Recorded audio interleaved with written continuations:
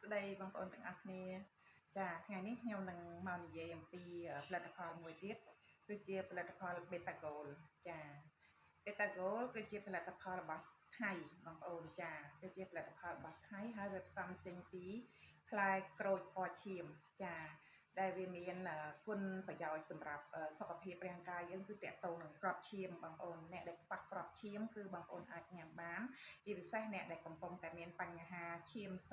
ស៊ីឈាមក្រហមចាគឺជួយបានលឿនបងប្អូនចាហើយទី2ទៀតហ្នឹងគឺតកតងនឹងអ្នកដែលគាត់មានបញ្ហាអាឡែស៊ីបញ្ហារលាកឬក៏បញ្ហាមហារីកចាគឺជួយបានលឿនបំផុតប៉ុន្តែគ្រាន់តែការញ៉ាំហ្នឹងក្នុងលក្ខណៈព្យាបាលបែបធំអញ្ចឹងគឺការញ៉ាំរបស់វាមានចំនួនទៅតាមការដែលគេណែនាំចាអញ្ចឹងផលិតផល Beta Gold បងប្អូនគឺជាគេហៅថាវាមានសារជាតិ Beta Glucan ចាបងប្អូនណាដែលខាងពេទ្យបងប្អូនដឹងថា Beta Glucan នោះវាមានប្រយោជន៍យ៉ាងម៉េចចំពោះ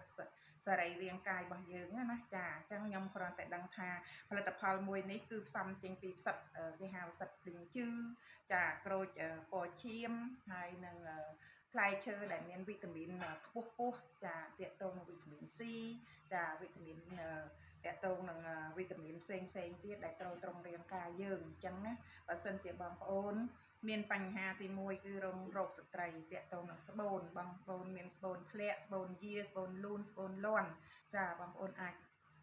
តកតងមកពិភាក្សាជាមួយនឹងខ្ញុំហើយជាពិសេសអ្នកដែលមានបញ្ហាអាឡែស៊ីច្រមុះឬក៏អ្នកដែលមានបញ្ហាធ្លាក់សខ្លាំងឬមួយក៏អ្នកមានតែបញ្ហា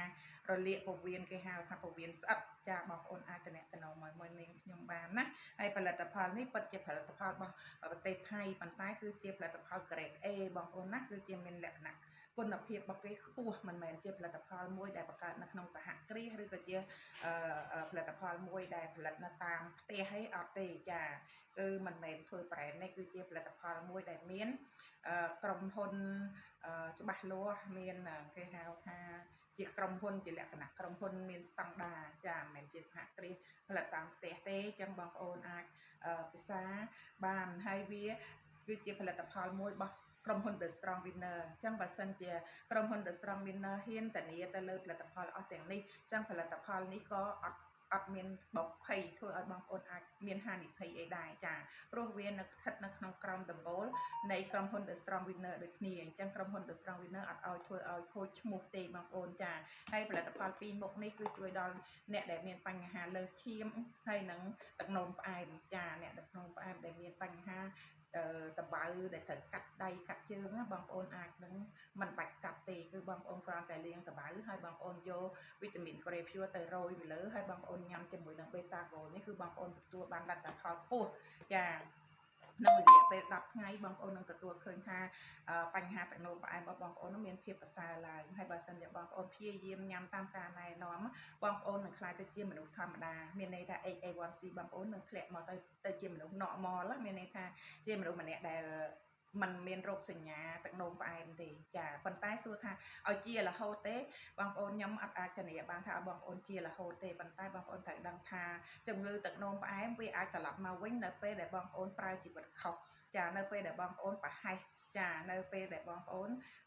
ភ្លេចខ្លួនចាឧទាហរណ៍ថាបងប្អូនមកញ៉ាំវីតាមីនរបស់ខ្ញុំហើយបងប្អូននៅតែប្រសាស្រាបងប្អូននៅតែអត់ល្ងុយបងប្អូននៅតែញ៉ាំ